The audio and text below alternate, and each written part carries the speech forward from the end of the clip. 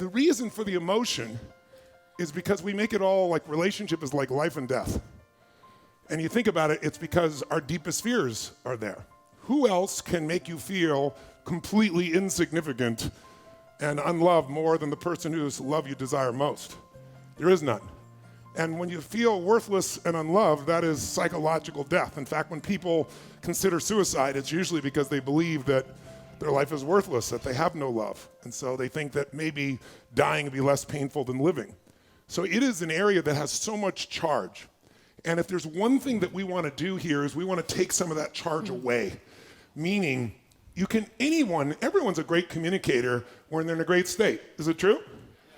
But when people are pissed, when people are frustrated, when people are fearful, whenever you go into that survival brain of yours, no one's a great communicator. I'm not a great communicator in that place.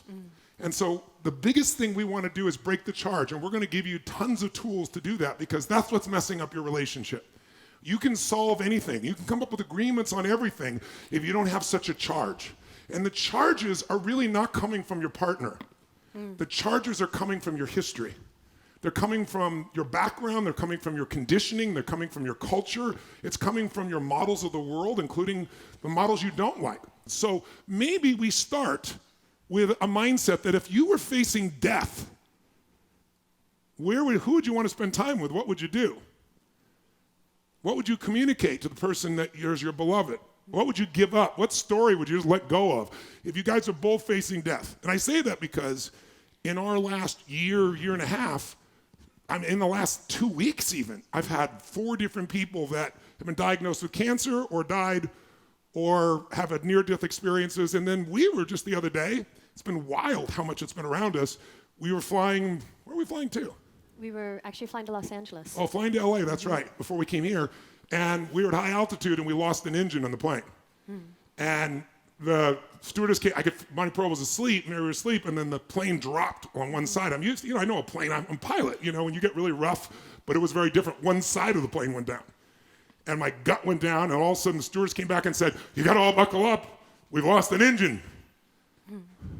Yeah, it was really incredible. We were on the plane, and earlier when we actually were sitting having dinner, I don't know why, like Tony mentioned, a very dear friend of ours, John Turbot. We love you, John, who's a part of this team. He was most recently diagnosed with cancer.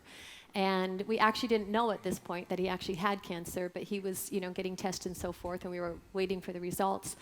And so I was flipping through, and I found this poem on death. And we were having dinner, and I was really moved by it. He was less moved by it.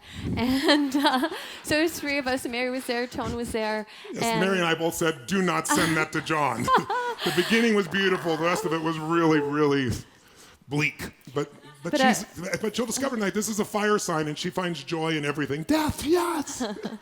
I was deeply moved. So I was sharing this. So this was about an hour before this happened. We ate our dinner. We went to sleep. And, I felt the plane drop, but I just thought it was turbulence at that point. And the airline stewardess came and she knocked on, or, she tapped on me and said, "Listen, you guys need to come and buckle up." She said, "We've lost an engine and we need to have an emergency landing at the first airport." And so it was just, and I said to her, "Is this real? Like, is this really real?" And she says, "It's very real." And so, we all got up and we sat in our seats and we buckled up. And in that moment, a text came through, and our dear beloved friend John, we just found out he was diagnosed with leukemia. And so the death of ourself, or the possibility of the death of ourself in that moment, plus just reading his own experience, we sat there, we looked at each other, we held hands, we prayed. We shared just how deeply we loved each other, and it just struck me how incredibly peaceful it was. To actually choose in that moment. We all chose to stay connected.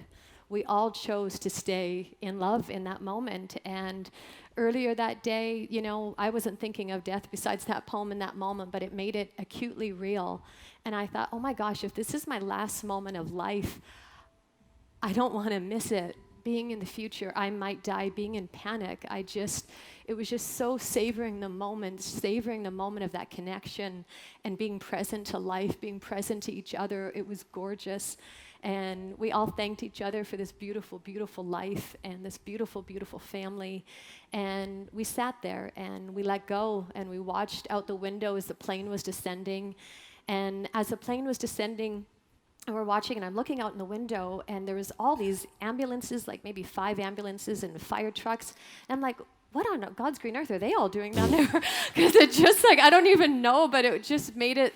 And I was like, holy smokes, in that moment, realizing that this FBO, this airport was open so that we could land the plane, and all these, medics and so forth were rushing there. And it was just such a surreal, gorgeous moment of life. And it just struck me that death and life are so close, and it was just really no different than living if you let go of the future projection of the fear of what may come.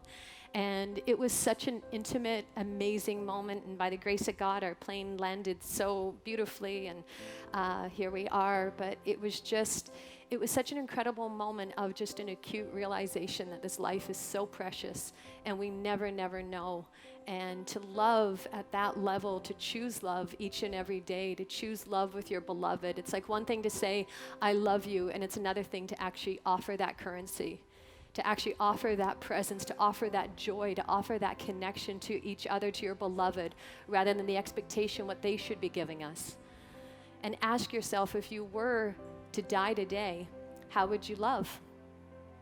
How would you give to everyone in your life, not even just your beloved, your parents, your children, to actually show up and expose your heart and give all of you in that moment? I think it's what we're really destined and called to do, and I had the privilege to live that truth with this man and my family and Mayor the other day. It was so incredibly gorgeous, and it hasn't left me.